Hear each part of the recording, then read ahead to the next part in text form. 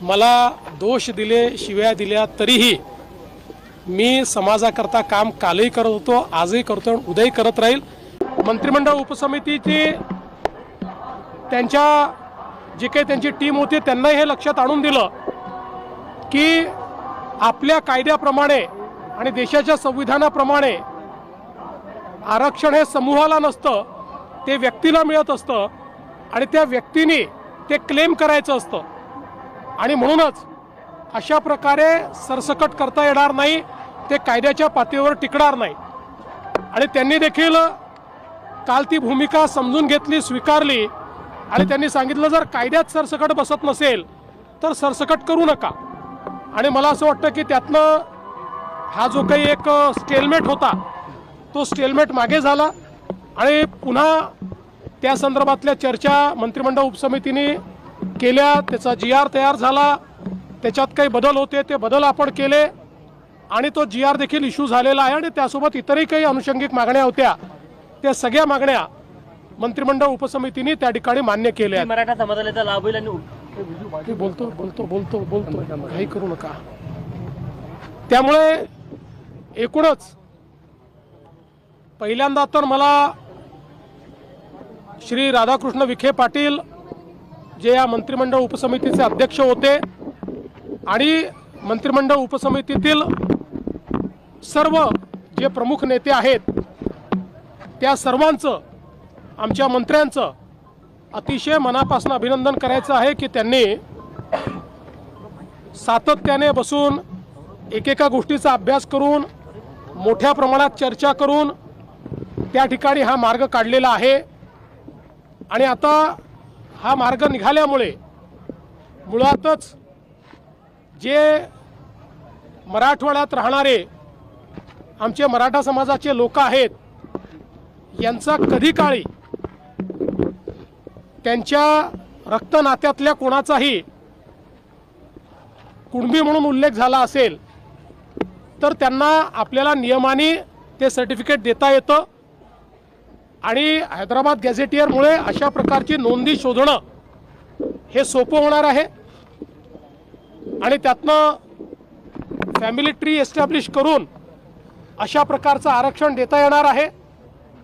म्हणजे एकीकडे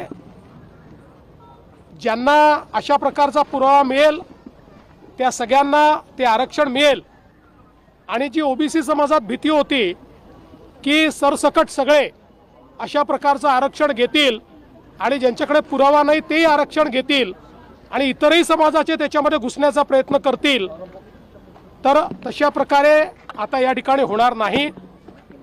ज्यांचा खरा क्लेम आहे पण कागदपत्रांच्या अभावी त्यांना तो क्लेम मिळत नव्हता, अशा मराठा समाजाच्या लोकांना आता याचा फायदा मिळणार आहे।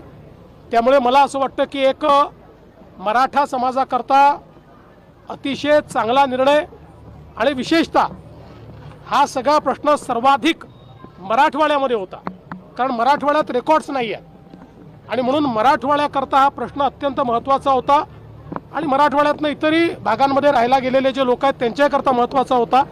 मला असं वाटतं की त्याच्यावर एक संवैधानिक तोडगा आम्ही काढू शकलो आहोत, एक असा तोडगा काढू शकलो आहोत की जो कोर्टातही टिकेल आणि त्यातनं लोकांना फायदा होईल।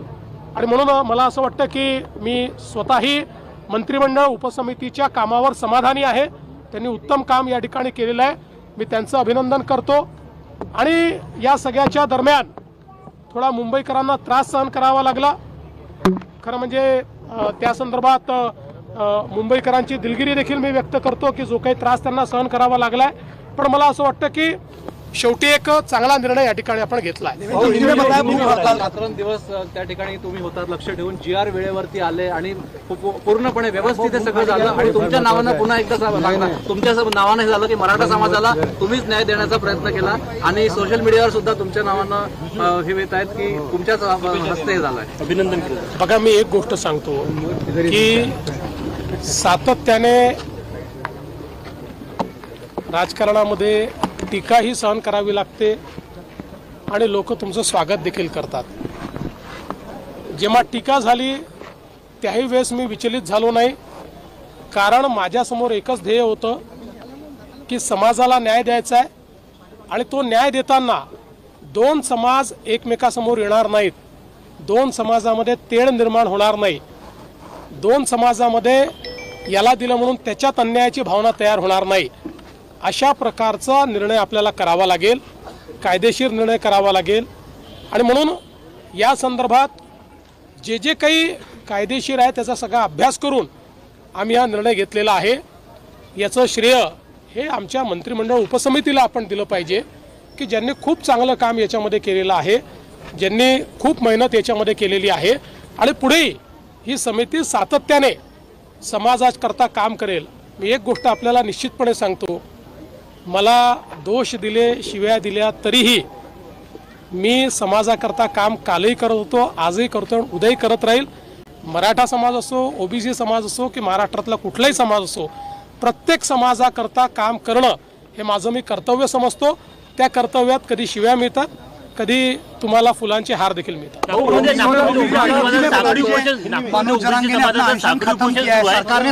त्यांची समजूत काढणार. मला असं वाटतं की आता साखळी उपोषणाची आवश्यकता नाही.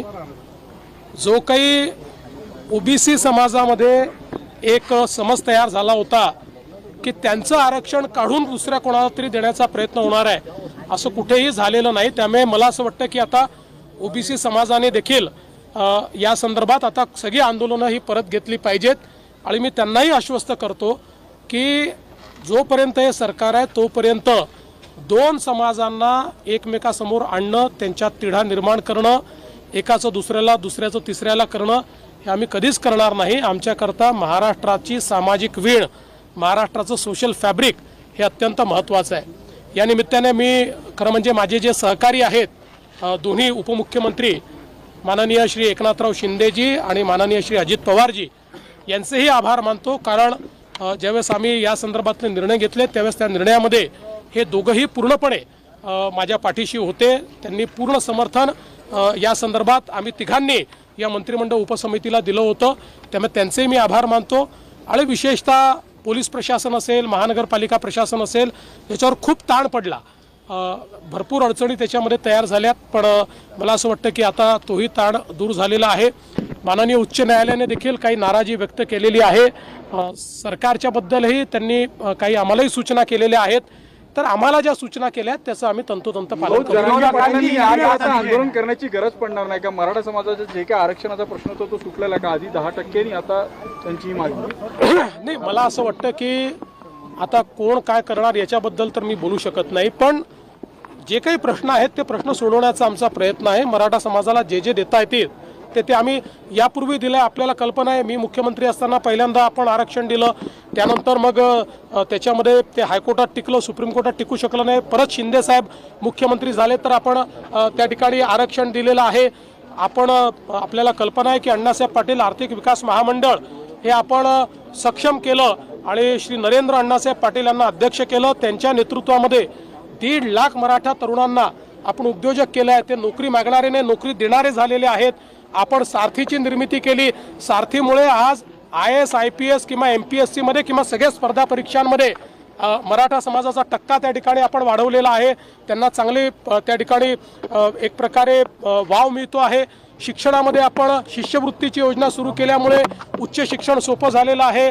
राहण्याची व्यवस्था, खाण्याची व्यवस्था व्हावी म्हणून निर्वाह भत्ता आपण पंजाबराव देशमुख निर्वाह भत्ता योजना सुरू केली. त्यामुळे तीही अडचण आपण दूर केलेली आहे. आणि यासोबत जी चांगली मुलं आहेत ज्यांना परदेशात शिकण्याची इच्छा आहे, चांगले मार्क आहेत पण पैसे नाही म्हणून शिकू शकत नाही, त्यांच्या परदेशी शिष्यवृत्तीची योजना देखील आपण सुरू केलेली आहे. त्यामुळे मला असं वाटतं की ज्यावेळी मराठा समाजाच्या हिताचे निर्णय घेण्याची वेळ आली त्यावेळेस आम्हीच ते निर्णय घेतलेत, हे मात्र मी अधोरेखित करू इच्छितो. उपोषण सोडलेलं आहे, रसद कोण पुरवणार असं तुम्हाला माहिती होतं असं बोलला होता, त्याचा खुलासा योग्य वेळी खुलासा. मला असं वाटतं की जेव्हा चांगल्या गोष्टी घडतात त्यावेळी आपण फार आता त्याच्यात खोलात जाऊ नये आणि सगळ्या गोष्टी तुम्हाला माहिती असतात, जाऊ दे.